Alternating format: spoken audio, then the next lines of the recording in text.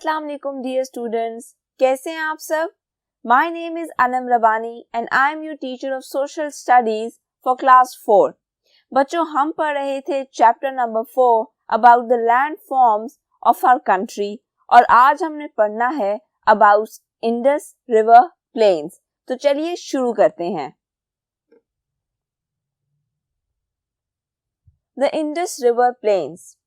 Mighty River Indus 2900 kilometers long। अब वो यहाँ पर आपको रिवर इंडस की लेंथ के बारे में बता रहा है and how long it is. It is 2900 kilometer long. Starts high up in the Himalaya mountains near a lake called Mansurawar in Tibet। अब वो आपकी इसकी लोकेशन बता रहा है। पहले उसने बताई थी कि कितना लंबा है। So it was 2900 kilometers long और किस जगह पर लोकेटेड है? Starts high up in the Himalaya mountains, यानी कि हिमालय माउंटेन्स में से स्टार्ट होता है, वहां से शुरू होता है। Near a lake called Mansurawar in Tibet, एक लेक के करीब से जिसका नाम है मंसूरावार और वो कहाँ पर है? वो है तिब्बत में।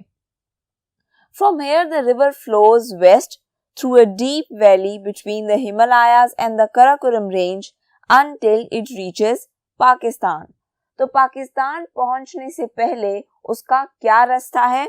From here the river flows west, यानी कि it flows towards the west direction through a deep valley, एक गहरी वैली से between the Himalayas and the Karakoram। Himalayas और कराकोरम रेंज के बारे में हमने पिछले लेक्चर्स में पढ़ा था।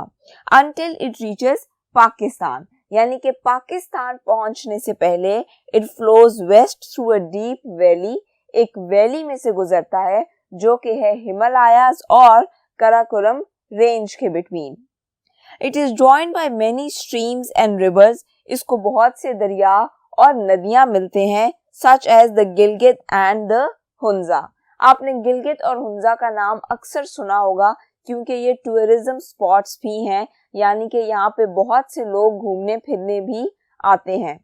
ये जगह बहुत खूबसूरत हैं, इसी वजह से ये पाकिस्तान की फेमस जगहों में शुमार की जाती हैं। It then begins its long journey south through Pakistan। और फिर ये पाकिस्तान में से गुजरता है। It begins its long journey, यानी कि अपना लंबा सफर काटते हुए साउथ थ्रू पाकिस्तान, पाकिस्तान में से गुजरता है और इसकी अपनी कौन सी डायरेक्शन बनती है? साउथ, यानी कि पाकिस्तान में से गुजरता है और साउथ डायरेक्शन में से गुजरता है। The Indus turns south at a point about 200 kilometers north of Islamabad. अब ये जिस जगह से मुड़ता है वो जगह है 200 किलोमीटर्स नॉर्थ ऑफ इस्लामाबाद, यानी कि इस्लामाबाद के नॉर्थ में it turns 200 kilometres. Its winding course takes its downhill, यानी कि इसका जो गुजरने का रास्ता है, कोर्स हम कहते हैं गुजरने के रास्ते को। किसी भी चीज का जो रास्ता होता है उसको हम उसका कोर्स कहते हैं। So its winding course. Winding हम कहते हैं कि जिसमें बहुत से मोड़ हो। So its winding course takes its downhill, यानी कि क्योंकि ये पहाड़ों में से गुजर रहा होता है और ये नीचे की तरफ बह रहा है, so it is called downhill movement till it reaches the Potohar plateau. तो ये कहाँ आके खत्म होगा? It will reach Potohar plateau. From here it continues into the Punjab plain to a place called Kalabagh. अब पोटोहार प्लेटियो से ये आगे जब सफर करता है तो ये कहाँ पहुंचता है? From here it continues into the Punjab plain. It continues, यानी कि ये फिर आकर मिलता है into the Punjab plain। Punjab के जो इलाके हैं, प्लेन्स हैं, उनमें to a place called Kalabagh. और किस जगह? Exactly that place is called Kalabagh. अगर आपने कभी न्यूज़ में इंटरेस्ट लिया हो या आपने इस चीज़ में कभी इंटरेस्ट लिया हो कि हमारी कंट्री में कितने डैम्स हैं, ये डैम्स की कितनी ज़रूरत है, तो आपको अंदाज़ा होगा कि कालाबाग डैम को लेकर भी बहुत अरसा एक लंबी बहस चलती रही, क्योंकि हमारे मुल्क में ज़्यादा डैम्स की ज़रूरत है। हमारे मुल्क में ज़्यादा इलेक्ट्रिसिटी की ज़रूरत है जैसे जैसे आबादी बढ़ रही है। और उसके अलावा हमारे मुल्क में बारिशें होती हैं, सैलाब आते हैं, तो बेहतर ये है कि उस पानी को एक प्रॉपर चैनल के थ्रू यूज़ किया जाए, डैम्स बनाए जाएं, ताकि पानी ज़ाया होने के बजाय उससे इलेक्ट्रिसिटी बन जाए। तो कालाबाग डैम को लेकर भी बहुत से प्रॉब्लम्स अभी भी हैं। This dam has yet not been completed, लेकिन इसको बनाने के बारे में सोचा जा रहा है। So it then flows down towards the Sindh plain, यानी कि जब ये एक दफ़ा पंजाब प्लेन से आगे आता है, it then flows, फिर ये बहता है down towards the Sindh plain. Then it flows down, नीचे की तरफ बहता है towards the Sindh plain, यानी कि सिंध साइड पे। पहले वो आ रहा था पंजाब प्लेन्स में and now it is coming towards the Sindh plains. On its journey as far as Kalabagh, the Indus is less than half a kilometer wide, but it is fast flowing. अब वो आपको बता रहा है कि जब Indus river अपना सफर तय कर रहा होता है on its journey as far as Kalabagh, यानी कि जब ये कालाबाग तक पहुंचता है, the Indus is less than half a kilometer wide, तो इसकी जो चौड़ाई है, इसकी जो width है, that is less than half a kilometer. Less than half a kilometer wide, but it is fast flowing. Although इसकी चौड़ाई कम होती है, लेकिन इसकी जो बहने की रफ्तार है वो बहुत ज़्यादा तेज़ हो जाती है। बच्चों, it is a natural phenomena कि अगर किसी चीज़ की चौड़ाई कम है और आपने उसमें से पानी गुजारना है तो पानी बहुत स्पीड से गुजरेगा। अगर उसकी चौड़ाई ज़्यादा होगी, यानी कि उसकी विड्थ ज़्यादा होगी, तो फिर पानी की रफ्तार भी थोड़ी सी कम हो जाएगी। लेकिन अगर जगह थोड़ी है और ज़्यादा पानी ने गुजरना है तो फिर उसकी स्पीड ऑटोमेटिकली तेज़ हो जाएगी। तो this is what happens with Indus river. जब ये कालाबाग तक पहुंचता है तब तक it has a width of less than half a kilometre, लेकिन इसकी जो बहने की रफ्तार है वो बहुत ज़्यादा तेज़ हो जाती है। It is narrow because it flows through deep gorges between the mountains on either side.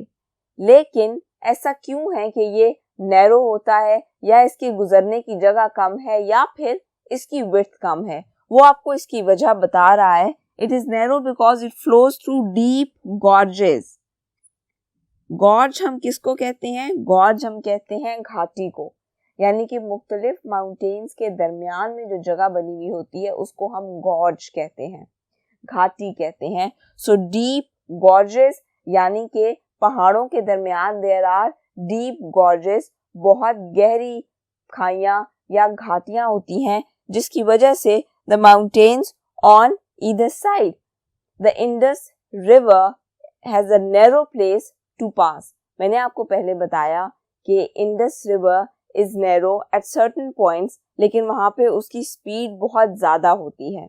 उसकी स्पीड ज़्यादा होती है, लेकिन व्हाई इज़ इट नैरो? तो आपकी बुक ये कह रही है कि इट इज़ नैरो क्योंकि कुछ जगहों पर उसकी दोनों साइड्स पर पहाड़ आ जाते हैं।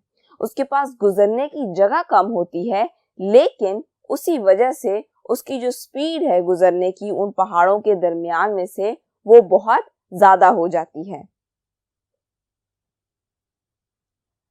When it reaches the plains, the river spreads out into a much broader channel about 16 kilometers wide. तो हमने बात की कि जब वो पहाड़ों के दरमियान में से गुजर रहा होता है तो it has a narrow place to pass. उसके पास गुजरने की जगह कम होती है, स्पीड ज़्यादा होती है। लेकिन अब क्या होता है when it reaches the plains, जब वो मैदानी इलाकों में पहुंचता है, खुले इलाकों में पहुंचता है, the river spreads out. तो जो दरिया है वो फैल जाता है। स्प्रेड करने का मतलब होता है फैलना। तो it spreads out into a much broader channel. Broad हम कहते हैं खुले को। It is the opposite of narrow, so it spreads out into a much broader channel. किसी भी चीज के गुजरने की जो जगह होती है उसको भी हम कहते हैं channel. So it spreads out into a much broader channel about 16 kilometers wide. तो जब it spreads out तो इसकी विड्थ कितनी हो जाती है? इसकी विड्थ हो जाती है 16 kilometres. Its course becomes much straighter and slower as it flows through the plains.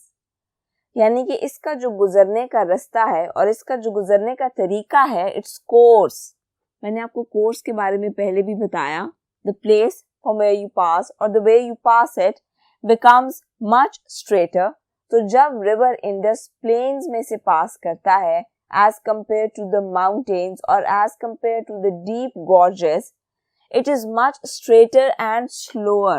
तो इसकी जो गुजरने की स्पीड है वो बहुत स्लो हो जाती है और इसके अलावा it flows in a much straight direction.